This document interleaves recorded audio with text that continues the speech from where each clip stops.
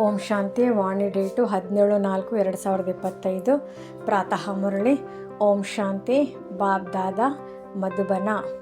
ಮಧುರ ಮಕ್ಕಳೇ, ಈ ಆತ್ಮಿಕ ಆಸ್ಪತ್ರೆಯು ನಿಮ್ಮನ್ನು ಅರ್ಧಕಲ್ಪಕ್ಕಾಗಿ ಆರೋಗ್ಯವಂತರನ್ನಾಗಿ ಮಾಡುವುದಾಗಿದೆ.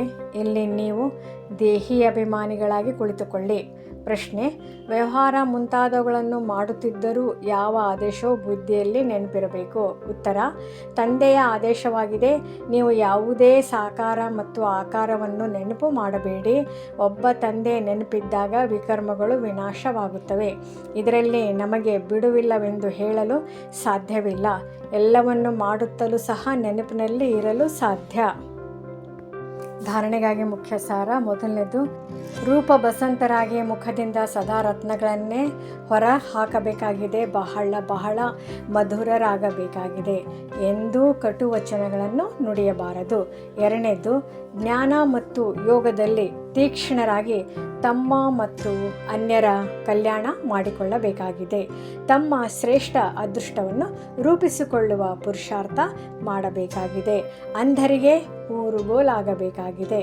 ವರದಾನ: ಸ್ಮೃತಿ ಸ್ವರೂಪದ ತಿಲಕ ಧಾರಣೆ ಮಾಡಿಕೊಳ್ಳುವವರೇ ಸಂಪೂರ್ಣ ವಿಜಯೀ ಭವ.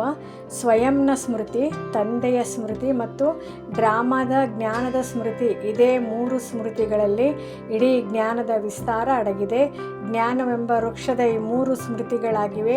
ಹೇಗೆ ವೃಕ್ಷದ ಮೊದಲು ಬೀಜವಿರುತ್ತದೆ, ಆ ಬೀಜದಿಂದ 2 ಎಲೆಗಳು ಬರುತ್ತವೆ, ನಂತರ ವೃಕ್ಷ ವಿಸ್ತಾರವಾಗುವುದು. ಅದೇ ರೀತಿ ಮುಖ್ಯವಾಗಿದೆ ಬೀಜ, ತಂದೆಯ ಸ್ಮೃತಿ, ನಂತರ 2 ಎಲೆ, ಅರ್ಥಾತ್ ಆತ್ಮ ಮತ್ತು ಡ್ರಾಮಾದ ಇಡೀ ಜ್ಞಾನ. ಈ 3 ಸ್ಮೃತಿಗಳನ್ನು ಧಾರಣೆ ಮಾಡುವವರು ಸ್ಮೃತಿ ಭವ ಅಥವಾ ಸಂಪೂರ್ಣ ವಿಜಯೀ ಭವದ ವರದಾನಿಗಳಾಗಿ ಬಿಡುವರು. ಸ್ಲೋಗನ್: ಪ್ರಾಪ್ತಿಗಳನ್ನು ಸದಾ ಎದುರಿನಲ್ಲಿಟ್ಟುಕೊಂಡಿದ್ದಾಗ ಬಲಹೀನತೆಗಳು ಸಹಜವಾಗಿ ಸಮಾಪ್ತಿಯಾಗಿ ಬಿಡುವುದು. ಓಂ ಶಾಂತಿ.